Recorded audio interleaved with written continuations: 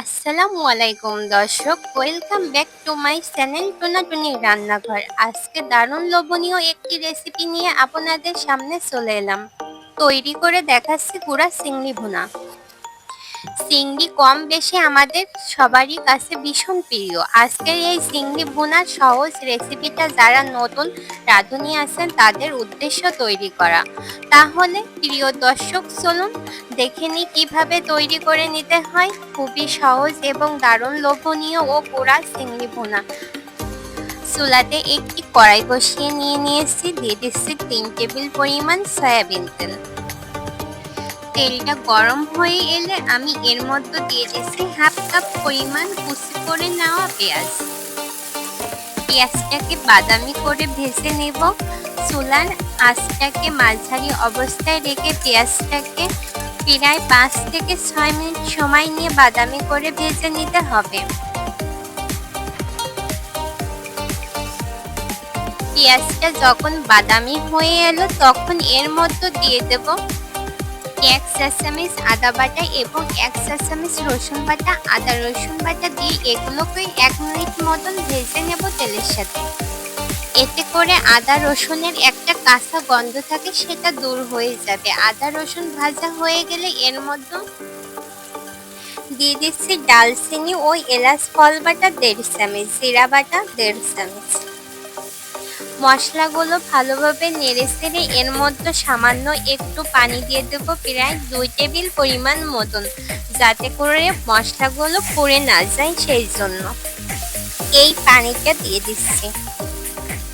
পানিটা দেওয়া হয়ে গেলে দিচ্ছি 2 চা চামচ পরিমাণ লাল মরিচের গুঁড়া। তবে অবশ্যই মরিচের গুঁড়াটা আপনারা যতটুকু ঝাল খেতে পারবেন সেটা বুঝে অ্যাড করে নেবেন। আমি যেহেতু চিংড়ি ভুনা করছি আর চিংড়ি ভুনাটা ঝাল ঝাল খেতে বেশি ভালো লাগে, সেই জন্য আমি এখানে 2 চা চামচ পরিমাণ লাল মরিচের গুঁড়া দিয়ে দিলাম। মরিচের গুঁড়াটা মশলার সাথে ভালোভাবে মেশানো হয়ে এলে এরপর দিয়ে দিচ্ছি স্বাদ অনুযায়ী লবণ। লবণটা দেওয়ার পর দিয়ে দিচ্ছি পরিমাণ মতন হলুদের গুঁড়া। এবার এই সমস্ত উপকরণ বেশ ভালো করে একসঙ্গে মিশিয়ে মশলাটাকে কষিয়ে নিতে হবে প্রায় 2 থেকে 3 মিনিট। মশলাটাকে কষিয়ে নেব। যখন দেখবেন মশলাটা তেল ছেড়ে দিয়েছে, তেল উপরে উঠে এসেছে, এই পর্যায়ে আমি দিচ্ছি 1 চা চামচ ধনিয়া গুঁড়া। দিয়ে আবারও ভালোভাবে নেড়েচেড়ে মিশিয়ে দিয়ে দিচ্ছি সামান্য পরিমাণ পানি।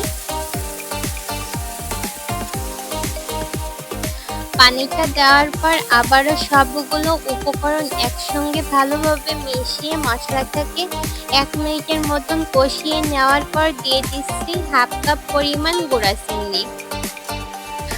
আমি চিংড়িগুলোকে বেশ ভালোভাবে ধুয়ে পরিষ্কার করে নিয়েছি, মাথাটাকেও ফেলে দিয়েছি। তবে আপনারা চাইলে মাথা সহ কিন্তু চিংড়ি ভুনা করতে পারেন।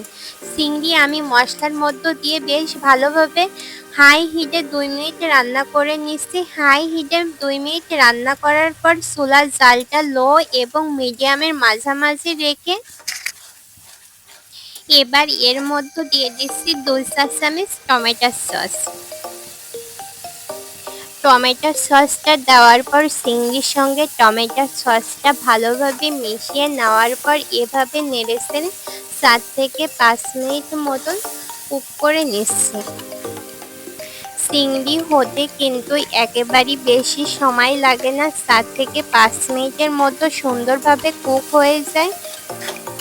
প্রিয় দর্শক, চিংড়ি কিন্তু আমার হয়ে গেছে এবং এর মধ্যে এখন যে ঝোলটা আছে সেটা আমি শুকিয়ে নেব। চুলার জালটা আবারও বাড়িয়ে এর মধ্যে দিয়ে দিচ্ছি 1 চা চামচ টেস্টি সল্ট। টেস্টি সল্ট দেওয়ার পর আবারও সবগুলো উপকরণ একসঙ্গে মিশিয়ে অনবরত নেড়েচেড়ে এভাবে রান্না করতে হবে চিংড়ির উপরে তেলটা উঠে এসে সম্পূর্ণ ঝোলটা শুকিয়ে যাওয়া পর্যন্ত। কেননা আমি যেহেতু চিংড়ি ভুনা করছি আর এর মধ্যে কোনো ঝোল রাখবো না, ঝোল থাকলে চিংড়ি ভুনাটা খেতে ভালো লাগে না। চিংড়ি থেকে চিংড়ির ঝোলটা সম্পূর্ণ শুকিয়ে যাওয়ার পর এভাবে অনবরত নেড়েচেড়ে চিংড়ির কালারটা পরিবর্তন হয়ে আসলে এভাবে আরও ১ মিনিটের মতন রান্না করে নেব।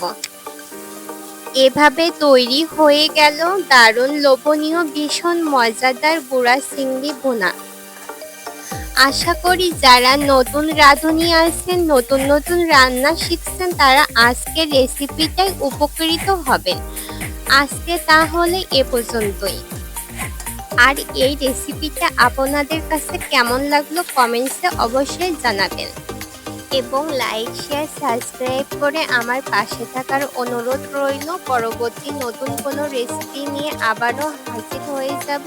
সে পর্যন্ত সবাই ভালো থাকবেন, সুস্থ থাকবেন। আল্লাহ হাফিজ।